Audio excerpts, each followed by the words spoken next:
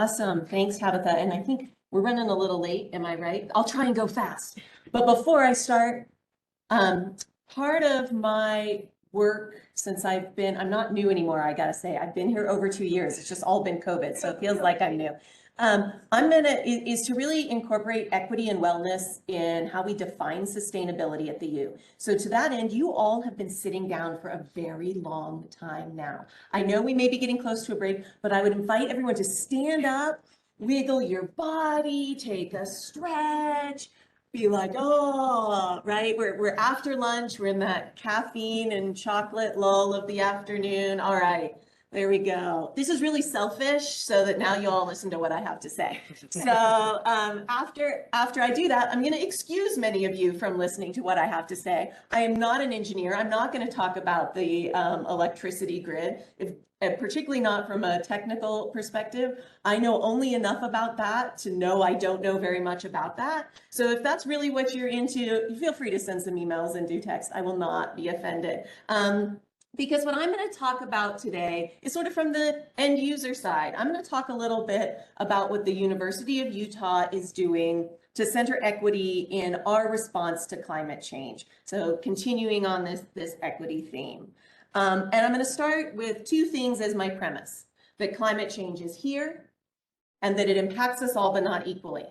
I'm not going to make cases for those. I'm going to thank all of the great speakers on this panel and before today who have already made the case for these two things. So as we are embarking on planning the next decade or two of the university's response to climate change, we start with these as a premise. I want to share with you some of the actions the university is already taking to address climate change. We have formally been responding to and working on climate change since 2008, when we first signed the American College and University President's Climate Commitment. Woo, that's a mouthful. And most recently, our new president, Taylor Randall, has recommitted us and asked us to accelerate our goal for net zero emissions from 2050 to 2040. The good news is we're making some progress. We are on track to reduce our emissions 50% by 2025 compared to our 2007 baseline. We're number 11 in the nation in higher education for renewable energy purchases. And currently over 50% of our electricity, whoever made my slide for me is wrong, electricity from renewable sources.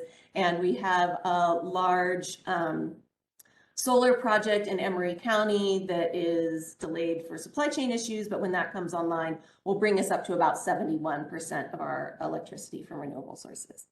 But as you've heard from others today, it's not just about changing the source. Building efficiency is really important as well, and was the first step in our climate strategy.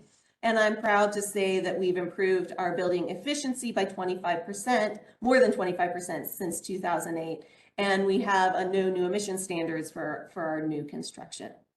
Of course, we are an educational institution first and foremost.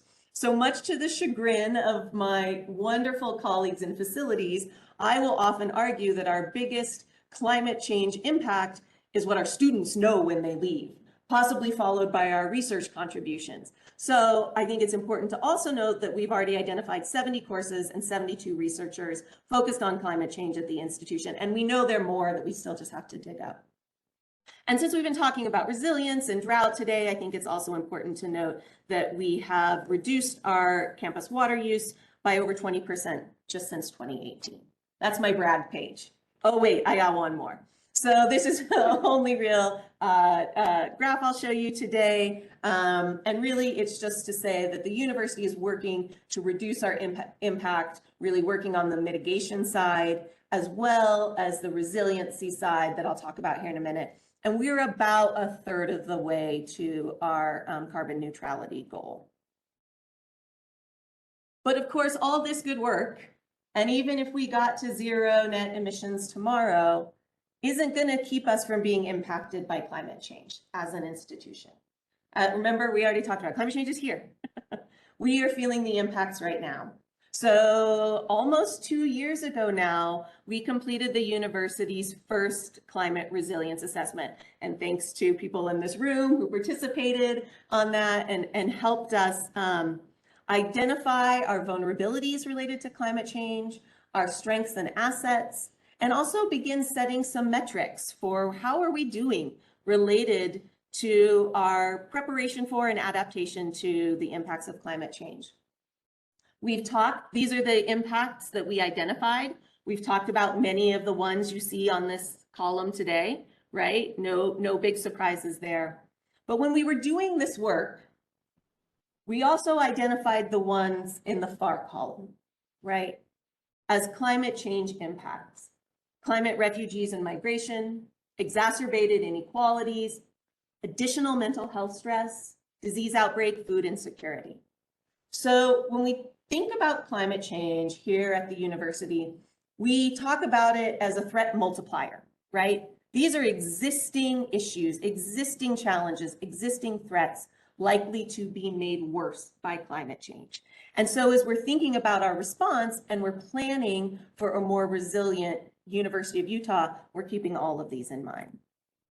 So we did a formal campus and community resilience assessment, and we looked at 5 categories: social equity and governance, health and wellness, ecosystem services, infrastructure, and economics.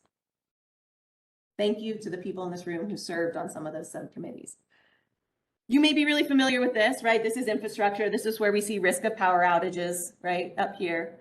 Not surprising. But what I want to really draw attention to is the social equity and governance category. And we had to figure out, how do we think about resilience in the face of climate change when it comes to equity and governance?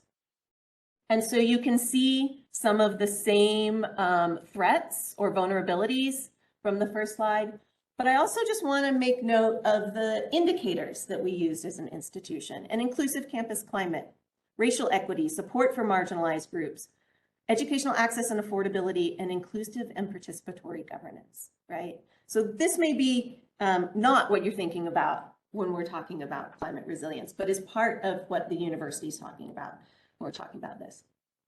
So we completed that climate resilience assessment. You're welcome to go online, sustainability.utah.edu/climate commitment. You'll get that website later, and see that resilience assessment, the metrics across all the categories.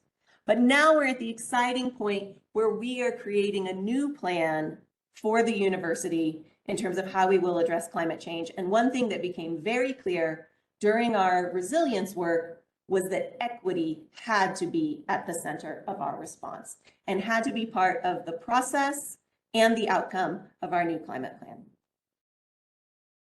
So what does that mean? Well, we already talked about climate change as a threat multiplier. We also, it means thinking about our reducing emissions while strengthening community resilience. And this gets a little bit to what Scott was talking about. The voices of historically marginalized peoples have to be centered in the planning process, the content, and the implementation. And it will take different strategies than our normal planning processes to make that happen.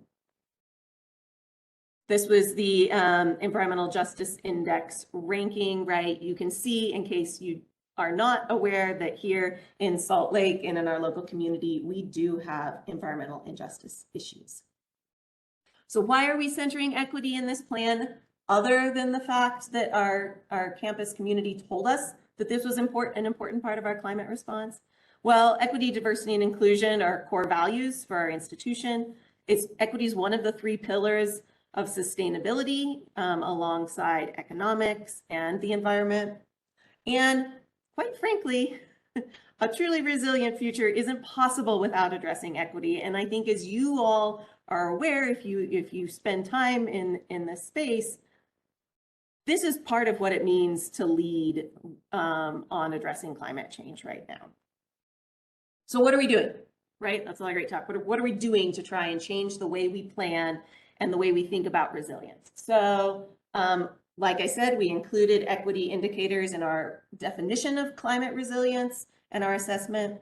We have included at least one EDI rep on all of our planning committees and subcommittees We included equity criteria when we were selecting our consultants to help with the project. And we used that as part of our scoring criteria. We selected a team with an equity specialist. We had some awesome graduate students who participated in a pilot program for the University Climate Change Coalition, UC3 Climate Justice Fellowship Program that looked at best practices for integrating equity into climate change planning. And I mentioned this, but I want to call this out again, that we acknowledge and are planning for specific strategies for stakeholders from marginalized groups, and not assuming our usual way of doing planning and business is going to reach, say, our tribal partners, are going to reach communities on the West Side. So our strategy, because trust is really important, and because we do not want to go in, ask for information, and then leave with giving nothing back. We are only working through established university partnerships where we already are in a community and we are already making a long-term commitment to that community. And so that has pros and cons. We went back and forth about that a lot, but that's part of our approach to this.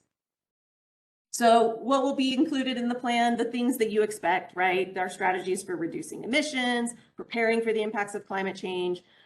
This is also a plan that will outline our educational and research goals related to climate change. But then notice this last one. And sometimes we debate about whether to include centering equity as a separate bullet point, because it's really part of all of the previous bullet points. A little timeline, this will only matter for those of you who are at the university. So if you're not in Salt Lake or at the university, you can totally tune out right now. But if you are part of our campus community, we want to get you involved. This planning process and stakeholder engagement kicks off in 2 weeks and will run through May when we get our final plan. You can learn more and stay up to date with what's happening at the website down here. We have an online survey going out. We have interactive roundtables that are happening both in person and virtually this fall. One of them is specific to academics, and so would invite any of you who are faculty or students to participate in that. We'll also be popping up in spaces where you might see us to have input. And so there we go. I think I was pretty fast. I think I got us back on track. So I want to thank you all. If you want to reach out to me, it is just sustainability@utah.edu. So thanks for hearing what we're doing here at the U.